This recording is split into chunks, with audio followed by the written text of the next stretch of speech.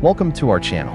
Before Abraham Lincoln became a monument, before his face was carved into stone, before his name became part of America's soul, he was a man standing alone in the middle of a breaking nation. Outside the White House, the country was tearing itself apart. Brothers were facing brothers. Families were waiting for letters that might never bring good news. Farms became battlefields.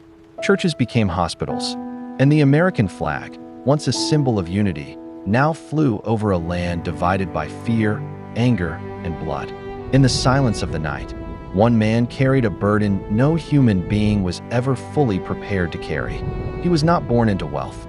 He did not come from comfort. He had known poverty, grief, failure, and loneliness long before he entered the highest office in the land. His name was Abraham Lincoln. And when America walked into darkness, Lincoln did not turn away. He stood there, tired and sorrowful, holding together a nation that was almost lost. This is the story of Abraham Lincoln, the president who carried America through darkness. In Washington, the air felt heavy. Every decision carried risk. Every delay could cost lives. Every message from the battlefield reminded Lincoln that leadership was not about speeches alone. Leadership meant carrying grief that others could not see. He knew the Union was fragile. He knew the war could destroy the nation. And he knew that history would not remember excuses. Lincoln was not stepping into glory. He was stepping into fire. But before Lincoln carried a nation, he was simply a boy trying to survive. Abraham Lincoln was born on February 12, 1809, in a small log cabin in Kentucky. There was no luxury around him, no powerful family name, no grand estate, no promise that he would one day become important. His childhood belonged to the American frontier. It was a world of forests, dirt roads, hard work, and uncertain harvests. Life was simple, but it was never easy. Families worked from morning until night just to survive. Children learned early that comfort was rare, and responsibility came quickly. Lincoln grew tall and strong from labor. He chopped wood, carried tools, helped his family, and walked through a world that demanded toughness. The frontier shaped his body, but hardship shaped his heart. Then came grief. When Lincoln was still young, his mother, Nancy Hanks Lincoln, died. Her death left a silence in the cabin that no child should have to understand. For young Abraham, loss became part of life early. It taught him that love could vanish, that families could be broken, and that sorrow could arrive without warning. That pain never fully left him. Long before America looked to Lincoln for strength, Lincoln had already learned how to stand in the presence of loss. Lincoln's world gave him very little formal education, but it gave him something else: hunger. He wanted to learn. He wanted to understand. He wanted to rise beyond the limits of the frontier. Books became his doorway to a wider world. He borrowed them whenever he could. He read by firelight after long days of work. He studied in quiet corners. He wrote with whatever he had. He repeated words, memorized ideas, and trained his mind with patience. In a small cabin, under weak light, a poor boy was building something no one could take from him: knowledge. Lincoln did not have elite schools. He did not have wealthy teachers. He did not have a clear path. But he had discipline. He had curiosity. And he had a deep belief that words mattered. This belief would later become one of his greatest powers. He learned how language could comfort, persuade, challenge, and heal. He learned that a sentence could carry moral force. He learned that truth, spoken plainly, could reach people who might ignore polished speeches. The boy from the frontier became a student of life itself. And slowly, quietly, he began to build the mind of a leader. Lincoln's rise was not smooth. It was not quick, and it was not guaranteed. Before he became one of America's greatest presidents, he failed many times. He struggled in business. He lost elections. He faced disappointment in public life and sadness in private life. There were moments when his future looked uncertain, even ordinary. But failure did not destroy him. It educated him. Every defeat taught him patience. Every setback gave him depth. Every lonely road made him more human. Lincoln was not the kind of man who seemed powerful at first glance. He was tall, awkward, plain-looking, and sometimes deeply melancholy. He carried sadness in his face. But beneath that sadness was endurance. He learned to keep walking when applause disappeared. He learned to listen before speaking. He learned that character is not built when life is easy, but when the road feels unfair and still must be walked. This is one reason Lincoln's story still reaches people today. He was not great because life spared him. He was great because life wounded him, tested him, delayed him, and still he continued.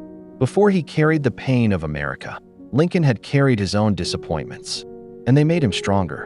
As Lincoln grew older, people began to notice something unusual about him. He was not polished like other politicians. He did not come from high society. He did not impress people with style or wealth. But when he spoke, people listened. There was honesty in his voice. There was clarity in his thinking. There was humor, patience, and a deep moral seriousness beneath his simple words. As a lawyer in Illinois, Lincoln became respected for his reasoning and fairness. He understood people. He could speak to farmers, workers, judges, and politicians without losing himself. He had the rare ability to make difficult ideas sound human. His reputation grew. The Lincoln-Douglas debates brought him national attention. In those debates, Lincoln spoke about slavery, democracy, and the future of the United States. He did not pretend the crisis was small.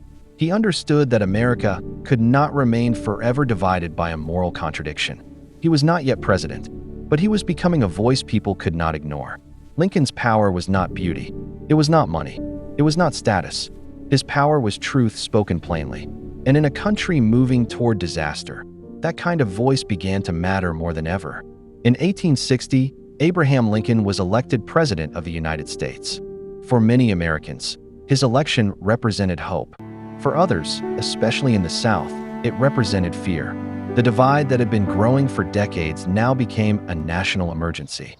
Southern states began to secede. The Union started to fracture. Newspapers announced crisis after crisis.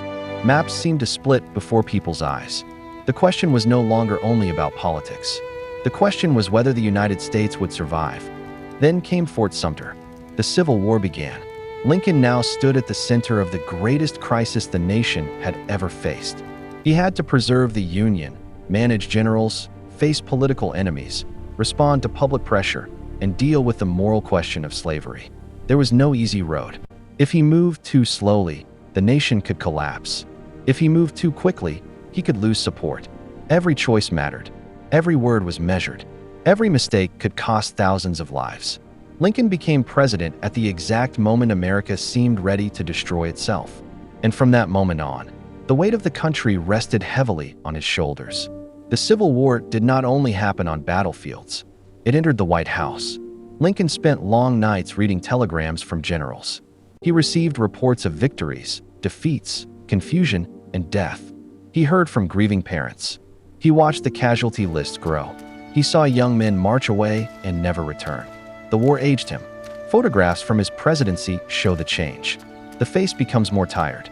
The eyes become heavier. The lines grow deeper. Lincoln did not simply lead the war. He absorbed it. And then sorrow struck his own home.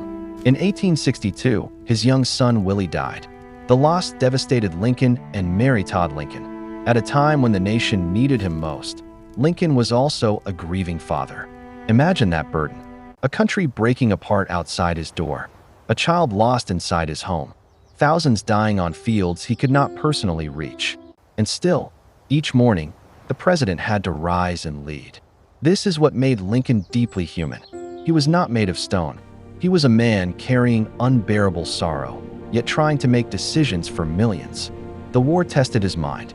Grief tested his soul. And duty forced him forward. At the heart of America's crisis was slavery. The Civil War began as a fight to preserve the Union, but Lincoln understood that the question of slavery could not remain untouched forever. It was the moral wound beneath the nation's political crisis. As the war continued, Lincoln's role changed. He was no longer only trying to save the Union. He was helping redefine what the Union stood for. On January 1st, 1863, the Emancipation Proclamation took effect. It declared freedom for enslaved people in areas under Confederate control. It did not end all slavery immediately, but it changed the meaning of the war. Now the Union cause carried a deeper moral purpose. Freedom moved closer to the center of America's future. A document on a desk became a turning point in history. For enslaved families, it carried hope. For Union soldiers, it gave the war a higher meaning. For the world, it signaled that the United States was no longer fighting only to restore what had been broken, but to move towards something better. Lincoln did not solve every injustice in one moment. No single document could do that. But he helped turn the nation toward freedom. And once that door opened, history could not fully close it again.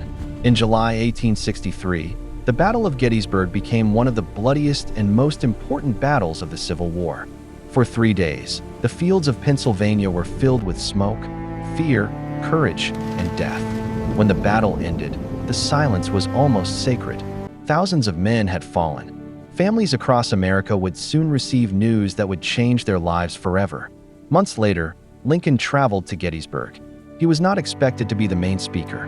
His speech was short, but in only a few minutes, he gave meaning to the suffering of an entire nation. He reminded Americans that the dead had not fallen for nothing. He connected their sacrifice to the survival of democracy and the promise of a new birth of freedom. At Gettysburg, Lincoln did something rare. He gave grief a purpose. He did not celebrate war. He did not glorify death. He asked the living to be worthy of those who had died. That is why Gettysburg still matters. It was not only a battlefield. It became a place where America looked at its pain and asked what kind of nation would rise from it. Lincoln's words helped answer that question. As the war moved toward its final phase, the Union began to see victory ahead. But Lincoln did not treat victory as an excuse for revenge. He understood something many leaders forget. Winning a war is not the same as healing a nation. By 1864, the country was exhausted. Soldiers were tired. Families were grieving. Cities and farms had suffered. The South was broken. The North was wounded too. Lincoln won re-election, but there was little joy in the achievement. The war still demanded sacrifice. Peace was close, but fragile. In his second inaugural address, Lincoln spoke with a spirit of humility and healing. He called for mercy, not hatred. He wanted the nation restored, not permanently poisoned by revenge. That was one of his greatest strengths. He could see beyond the battlefield. He knew that after the guns went silent, Americans would still have to live together. They would still have to rebuild homes, laws, trust, and memory. Lincoln wanted to bring the South back into the Union gently. He wanted to bind wounds. He wanted a future where victory did not become cruelty. His heart was tired, but his vision was merciful. Then, just as the nation began to breathe again, tragedy entered the theater. On April 14, 1865, Abraham Lincoln went to Ford's Theater in Washington, D.C. The war was nearly over. The Union had survived. There was finally a feeling that the long darkness might be lifting. But that night changed everything. Lincoln was assassinated. The shock spread through Washington like a cold wind. People gathered in disbelief. The joy of victory turned into mourning. A nation that had lost so many sons now lost the man who had guided it through war. Lincoln died the next morning, on April 15, 1865. The grief was national. It was personal. Americans did not only mourn a president. Many felt they had lost a father figure, a steady hand, a voice that might have helped guide the country through the difficult piece ahead. The tragedy felt especially cruel because it came at the edge of hope. America had survived the war, but Lincoln would not live to lead the healing. Just as the darkness seemed to lift, the nation lost the man who had held the lantern. Abraham Lincoln's life did not end with his death. His legacy continued to grow because his story touched the deepest parts of the American experience.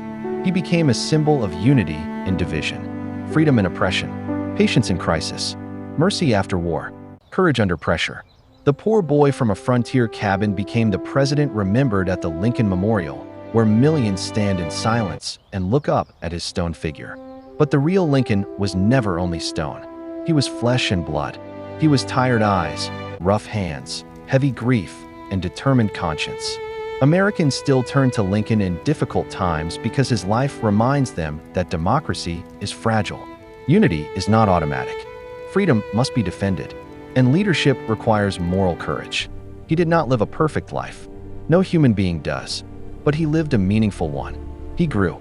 He endured. He carried pain without surrendering to bitterness. That is why his story still speaks. Every generation faces darkness in some form. Every nation faces moments when fear becomes loud and hope feels weak. Lincoln's life reminds us that even then, courage can stand. Even then, mercy can matter. Even then, light can rise. Closing reflection. Abraham Lincoln did not carry America through darkness because he was untouched by pain.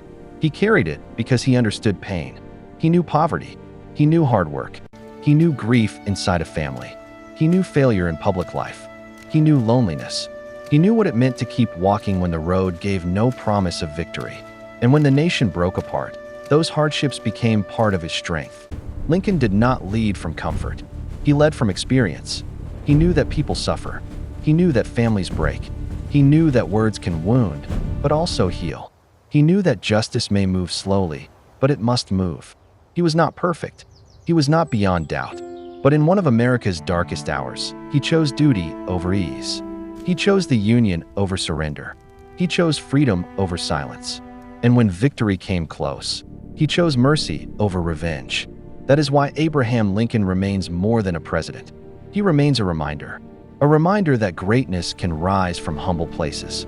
That failure is not the end of a story, that a divided nation still has a chance to heal. That leadership is not about power alone, but about carrying others when they are too tired to walk. Before he became a monument, Abraham Lincoln was a man shaped by loss, a man tested by history, a man who stood in darkness and still believed America could find the light. If this story inspired you, please like, share, and subscribe for more powerful biography documentaries.